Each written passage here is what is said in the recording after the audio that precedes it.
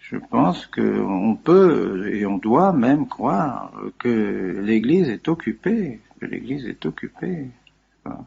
Elle est occupée par cette contre-Église que nous connaissons bien et que les papes connaissent parfaitement et que les papes ont condamné tout au long des siècles, depuis maintenant bientôt 4 siècles.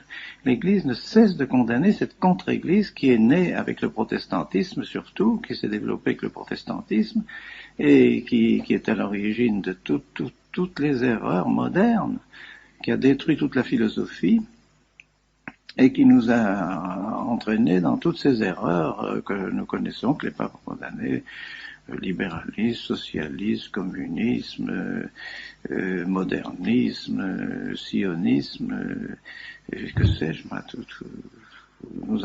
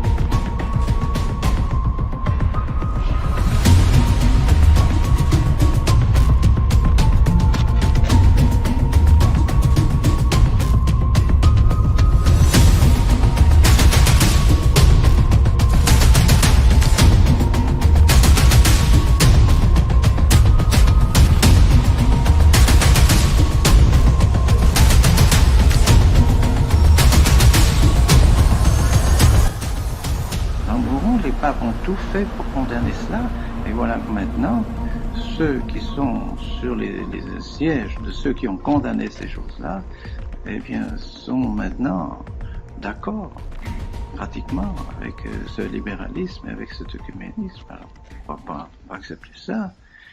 Et plus les choses s'éclairent, et plus nous nous apercevons que ce programme qui a été élaboré dans les loges maçonniques,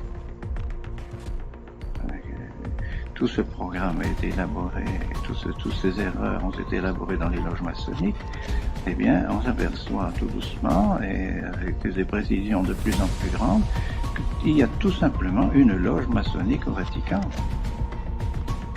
Et que maintenant, quand on se trouve devant un secrétaire de congrégation ou un cardinal qui se trouve assis dans le siège, à la place, dans le bureau, où se trouvaient de 5 cardinaux, et des cardinaux qui avaient la foi, qui défendaient la foi de l'Église et qui étaient des hommes d'Église, ben on se trouve devant un franc-maçon.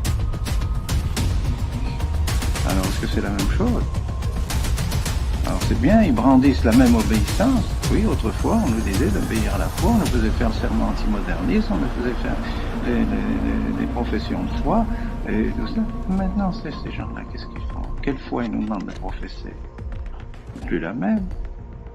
Alors on brandit toujours obéissance, obéissance, obéissance. Ah oui, mais quand même. Obéissance à l'Église, oui. Obéissance à ce que l'Église a toujours commandé, oui. Obéissance à la foi de l'Église, oui. Et obéissance à la franc-maçonnerie, non. Ben non. C'est ça, c'est sûr. Et dernièrement, on m'a apporté des documents qui semblent tout à fait véridiques. Des documents qui montrent des correspondances entre Bugnini et le grand maître de la maçonnerie sur toute la réforme liturgique. Avec elle, le grand maître de la maçonnerie demande à Bugnini d'appliquer la réforme du fameux Rocca, prêtre apostat Rocca, qui lui avait prédit déjà tout ce qui devait se faire et avait déjà prévu tout ce qui devait se faire lorsque le Vatican serait occupé par la maçonnerie. Voilà ce qu'il faut faire. Et alors maintenant, le grand maître de la maçonnerie demande à Bugnini d'appliquer cela. Et le grand principe dit il faut arriver à la naturalisazione, comme il dit, naturalisazione dell'incarnazione. Donc désurnaturaliser l'incarnation. Donc on arrive au naturalisme. Il faut naturaliser. Et que cela, il faut appliquer les principes de la langue vernaculaire, de la démultiplicité des rites, de la multiplicité de la liturgie, pour rendre la liturgie complètement confuse et mettre la confusion partout. Et les oppositions entre les différents rites. Alors, Bounini répond qu'il est tout à fait d'accord pour cela, mais qu'il faudra un certain temps, il faudra peut-être 10 ans, mais en l'espace de 10 ans, il y arrivera, et que la confiance que lui accorde particulièrement le cardinal Lercaro et même le pape Paul VI, avec cette confiance qu'il a, il est assuré de pouvoir arriver à ses fins. Et il nomme tous ceux avec lesquels il travaillera dans la curie romaine, tous ceux qui, eux aussi, ont des attaches à la maçonnerie, alors qu'il pourra travailler avec eux, mais il faudra en placer certains, il faudra les mettre dans certaines congrégations, afin de pouvoir mener le travail à bien. Il faut que toutes les congrégations soient plus ou moins infiltrées, noyautées par des membres de la maçonnerie, qu'il nomme un tel.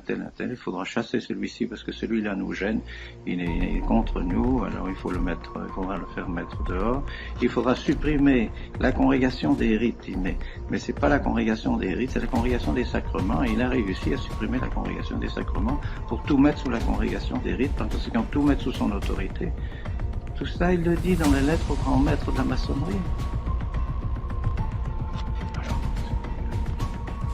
non, qu'on nous parle pas d'obéissance. On va bien obéir, bien sûr, nous sommes les plus obéissants à l'Église et à tout ce que l'Église a toujours enseigné, toujours voulu, mais pas à des hommes qui travaillent à la destruction de l'Église à l'intérieur de l'Église. L'ennemi est à l'intérieur de l'Église. Le Papidis l'avait annoncé, la Salette l'avait annoncé, le Fatima l'a annoncé, tout a été annoncé. On sait que l'ennemi va s'introduire à l'intérieur de l'Église.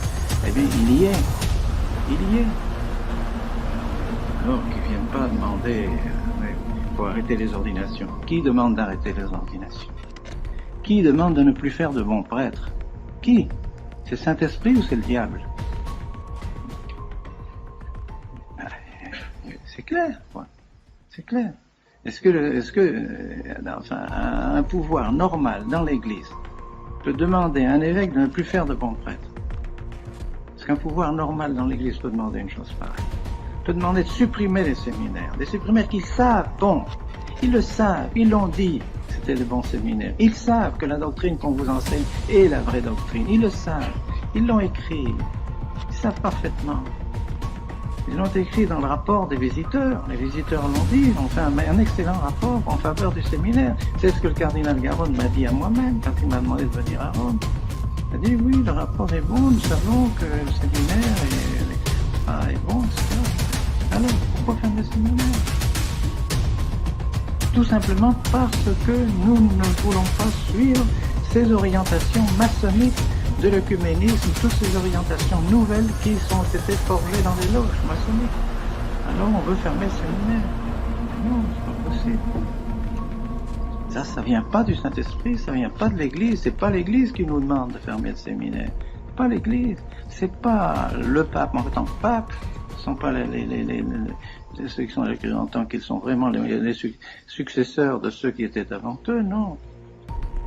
C'est une loge maçonnique qui est arrivée à pénétrer à l'intérieur du Vatican, qui mène tout, et qui évidemment ne peut pas nous sentir, c'est clair, c'est évident. Faisons obstacle à leur plan de destruction du sacerdoce, de destruction de la messe, de destruction de la liturgie, c'est évident. Alors est-ce que nous devons obéir? En conscience devant mon Dieu, quand il me dit réfléchissez bien en conscience devant Dieu ce que vous faites, oui, j'ai tout réfléchi devant mon Dieu. Si je me trompe, que le bon Dieu me donne la lumière pour me montrer que je me trompe, je ne crois pas. Je crois vraiment qu'en faisant ce que je fais et en ordonnant ce que je vais ordonner, je crois que je sers l'Église. Je ne le ferais pas si j'avais seulement un instant la pensée que ça pouvait être contraire au bien de l'Église. Bien sûr, de faire des choses pareilles, c'est trop grave. C'est bien le contraire. Enfin, les faits sont évidents maintenant. Les effets de cette réforme et de cette persécution de l'Église à l'intérieur de l'Église sont clairs pour tout le monde. ça devient de plus en plus clair. Il suffit de lire la documentation catholique à chaque fois pour s'apercevoir combien les idées fausses sont infiltrées dans les documents épiscopaux, dans les documents, tous les documents, toutes ces commissions théologiques. Lisez celui qu'on m'a donné à midi, une commission de théologie. C'est plein d'erreurs, plein d'erreurs. C'est un esprit faux, un esprit qui n'est pas du tout l'esprit de l'Église. Alors c'est pour ça que nous n'hésitons pas un instant et j'espère que le bon Dieu continuera à nous bénir. Continuera à nous bénir.